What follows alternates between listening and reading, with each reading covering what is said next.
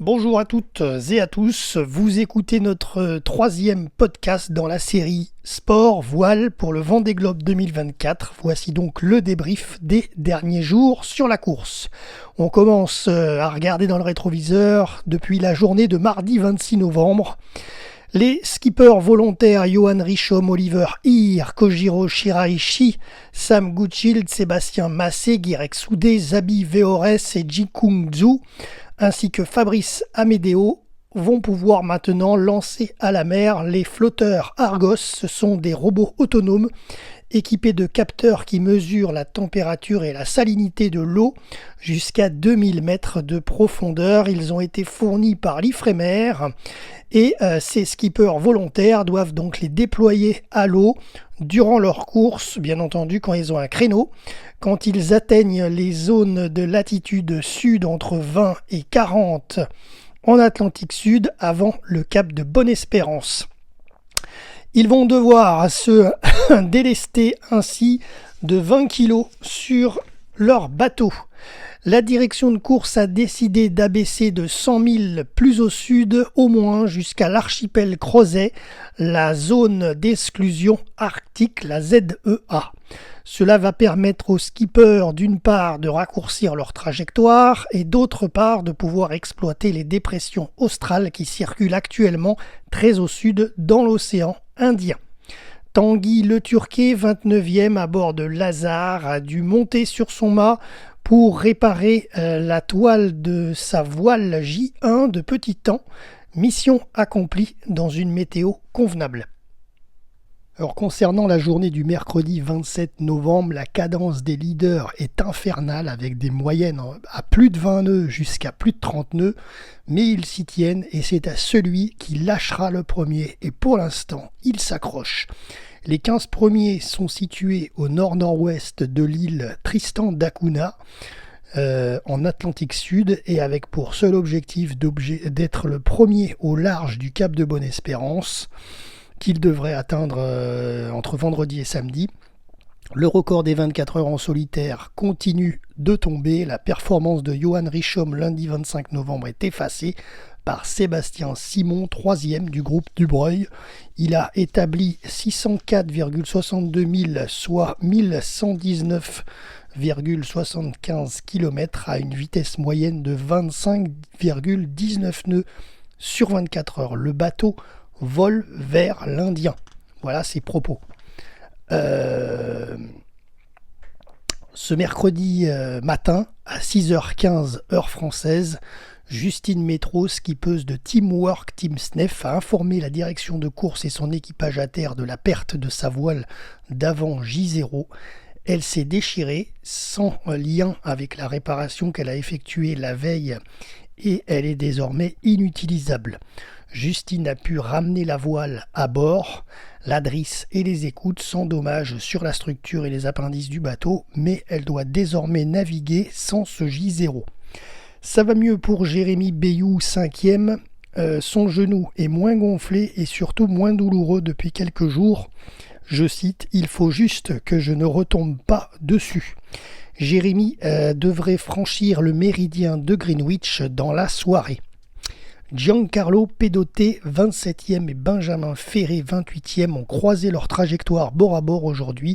Une belle image après 17 jours de course. Paul Meillat, 9e, a croisé son premier albatros. Ça sent le Grand Sud. Le Chinois Jikung Zhu, 38e, est un peu contrarié avec un mal à son épaule droite. Passons à la journée de jeudi 28 novembre. Arnaud Boissière, 20e, alias Kali, a eu une petite pensée pour Jérémy Bayou sur Charal. Ce jeudi soir, il a mangé un plat lyophilisé, boulettes de viande, Charal. Alan Roura, 25e, n'est pas très loin de Giancarlo Pedotto, 23e, et ils se sont appelés à la radio VHF.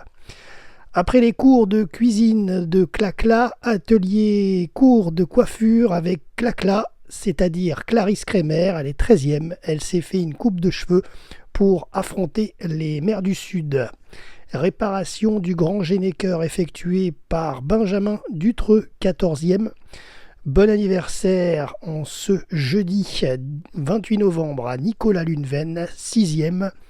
Il a ouvert ses cadeaux devant la caméra, des chocolats et un polo à l'effigie de son chien. Après Johan Richomme, c'est Sam Gutschilde, 7e, qui a lâché son flotteur Argo d'Ifremer et s'est délesté de 20 kg à bord pour aider les scientifiques à étudier les fonds marins. Anecdote de Fabrice Amédéo qui est 35e. Hier soir, mercredi, ses 3 enfants étaient en galère chez lui, comme il le dit, puisque leur maman n'était pas présente, elle était au sport, et donc du coup, ils n'avaient, entre guillemets, plus rien à manger. Ils ont appelé leur papa Fabrice Amédéo, et grâce au satellite de son bateau, dont je tairai le nom de la marque des satellites, mais vous savez, c'est les fameux satellites que vous pouvez avoir internet partout. D'ailleurs, il en a bien fait la pub, Fabrice Amédéo. Eh bien, grâce à ça, Fabrice a pu leur commander par internet un McDonald's à distance via Uber Eats.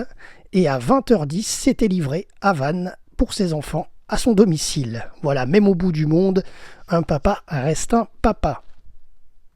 Allez, on passe à la journée de vendredi 29 novembre. Tous les skippers sont désormais dans l'hémisphère sud avec la tête en bas. Swaboles Veores, le skipper hongrois, 39e qui ferme la flotte, a lui aussi fini par franchir l'équateur à son tour après 18 jours, 8h47.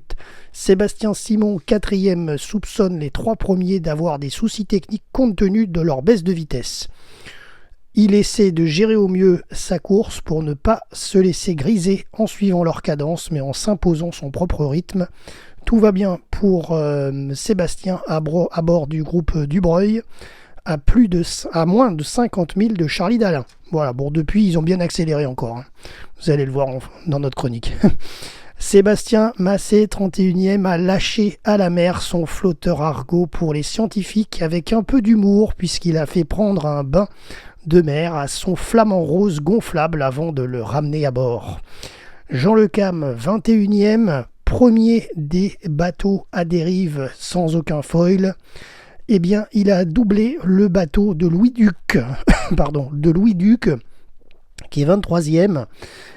Jean Le Cam, à bord de Tout commence en Finistère Armor Luxe, a donc pu échanger à la radio VHF avec Louis Duc. Il était content, Jean, de cette bonne nouvelle, car il n'avait pas croisé de bateau depuis Madère.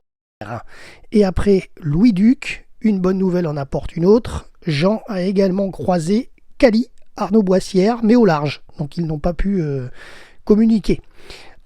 Ensuite, Charlie Dalin, premier de la flotte, il a bien accéléré sur Massif et justement, il a franchi ce vendredi le cap de Bonne-Espérance en 7 jours, 18h39 depuis l'équateur et 19 jours, 3h43 depuis les Sables d'Olonne. Il avait également franchi le cap en tête de Bonne-Espérance en 2020 lors de son précédent Vendée Globe. Je le cite, j'ai un peu perdu le fil du temps, je ne sais plus quel jour on est, vendredi je crois, j'ai l'impression d'avoir été téléporté, c'est vraiment impressionnant en peu de temps le peu de temps qu'on a mis à faire ce tronçon. Voilà, par contre il lui faut continuer à avancer et d'ailleurs il rentre dans l'Indien ce soir après le cap des Aiguilles, juste après le cap de Bonne-Espérance, car il est talonné de très près par Thomas Ruyant à seulement 16 000. Samantha Davis, 10e, a dû effectuer quelques réparations. Hier, elle a eu des problèmes avec l'un de ses hydrogénérateurs et aujourd'hui, panne d'informatique. Tout est revenu quand même à la normale à bord d'Initiative Cœur. Et voici donc les temps de passage des 3 poursuivants de Charlie Dalin. Comme je vous ai dit, ils le suivent de près. Thomas Ruyant, 19 jours, 5h53. Sébastien Simon, 19 jours, 6h40. Et Johan Richomme, 19 jours, 7h01.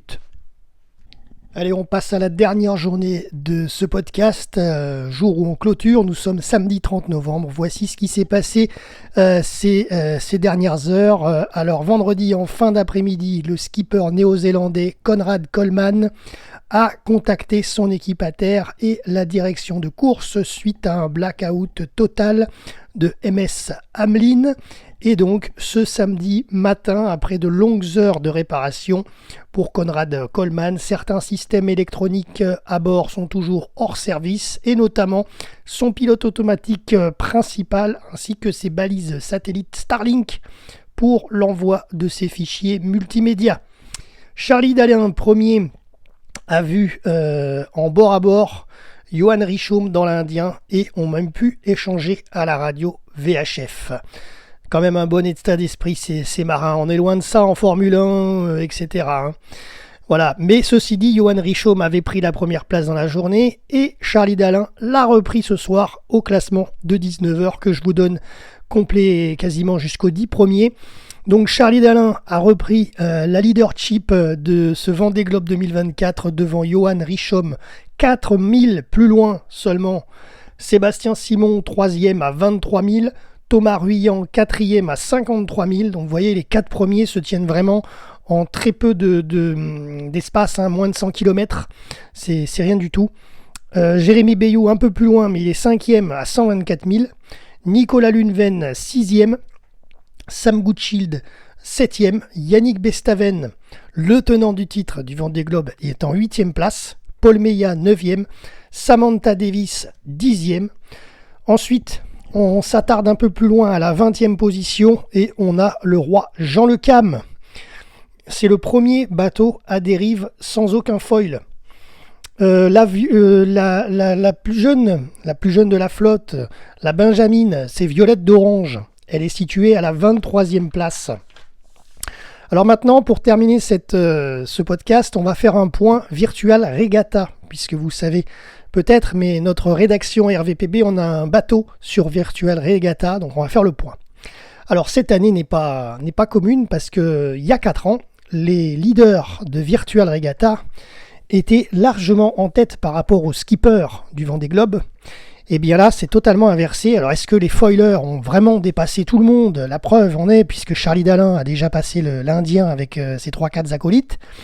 Mais même Virtual Regatta, au final, les skippers virtuels, on est un peu dépassés, puisqu'on navigue à une allure de la vitesse des bateaux à dérive, quasiment. Voilà, je vous explique. Les leaders du Vendée Globe virtuel sont loin derrière Charlie Dalin et Johan Richomme pour le moment, mais je pense que ça peut continuer comme ça, parce qu'ils sont situés actuellement autour d'Isabelle Joschke, qui est 19e, donc c'est quand même mieux que nous, je vais vous donner notre classement après. Mais Isabelle Joschke, elle est en milieu de classement, elle est en milieu de peloton sur 39 skippers. Ils sont en fait juste devant Jean Le Cam, les 2-3 premiers leaders de Virtual Regatta. Donc ça veut dire qu'ils sont juste au même niveau qu'un bateau à dérive. Voilà, donc est-ce qu'il n'y a pas eu de mise à jour sur Virtual Regatta ? Les foils, on les a pourtant en vérité, mais a priori, ils n'avancent pas tant que ça. Voilà. En tout cas, les leaders de Virtual Regatta sont juste devant Le Cam, au classement des skippers réels, et juste derrière Isabelle Joschke, donc entre la 19e et la 20e place. Alors justement, où est notre bateau ? Alors si vous le cherchez, notre bateau, il s'appelle vipradioonline.fr, donc de notre rédaction, et il s'en sort pas mal, puisque nous sommes 48 212e ce soir à 19h sur plus de 700 000 skippers en course. Et on est situé, alors on a bien avancé, parce que la semaine dernière, en début de semaine, quand je vous ai fait le podcast lundi dernier, je crois, eh bien on était 38e, 39e, enfin on était, non 38e je crois, ou 37e, juste devant le chinois Xu. Et bien là on a bien avancé, parce que finalement on est maintenant entre Guirec Soudé, qui est 32e, et Manuel Cousin, qui est 33e, donc c'est pas mal. On est dans le 3e tiers de la flotte sur 39 skippers, voilà.